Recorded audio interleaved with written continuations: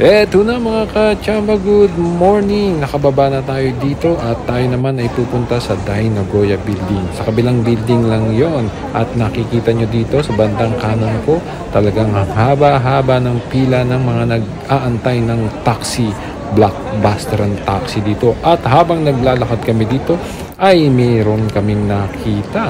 Hindi lang pala kaming dalawa ang namamasyal din pala dito ang pamilya ni Mignon. Ayan, nakita nyo, andyan si Mignon.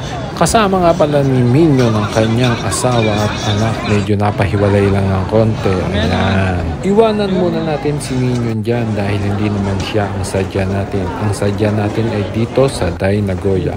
Nag-take kami ng subway mga ka-chamba dahil ayaw namin dumaan doon sa kalsada dahil masyadong mainit.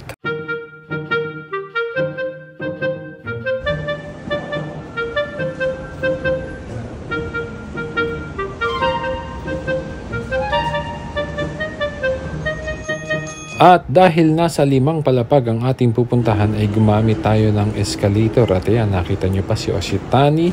At sa escalator pa lang mga ka-chamba ay mamamangha ka na.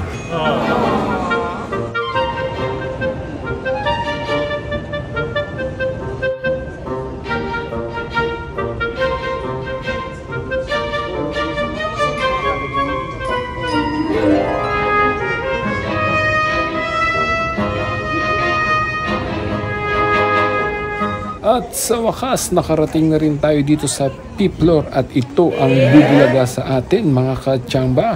Kada season, iba-iba ang kanilang team. Ngayon, summer season, kaya sunflower.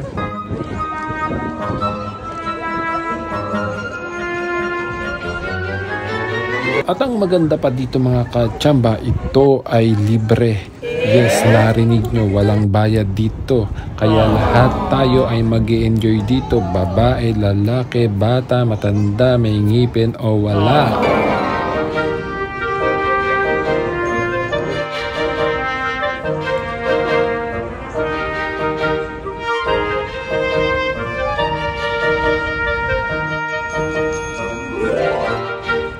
So, ayan mga ka-chamba, in-enjoy naming mabuti ang aming moment dito kasi bukod sa libre na ay napakaganda pa.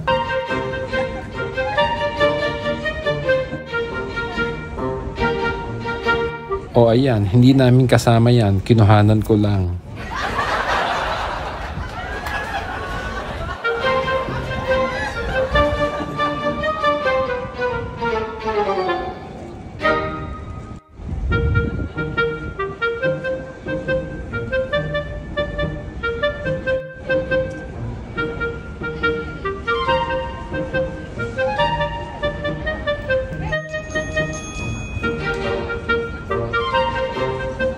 Eto, kuhanan ulit natin ang aking paboritong model.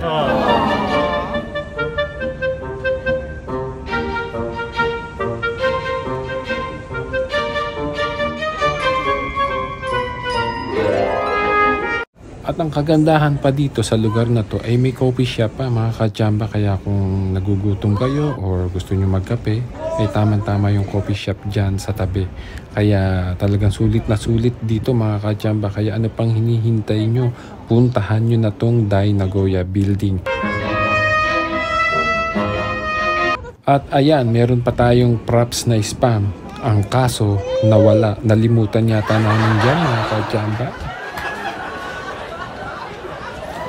Dito na muna ulit nagtatapos ang ating for today's video. Tayo naman ay lilipat sa ating pupuntahang pang-lima na yata mga ka-chamba. At kung nakikita nyo ngayon, andito tayo ulit sa subway at usong-uso naman talaga ngayon si Mignon. So mag-aantay lang tayo ng train para papunta doon sa ating susunod na destination, ang part 5 ng ating paglalakbay dito sa Nagoya. So don't forget to follow and share para masaya.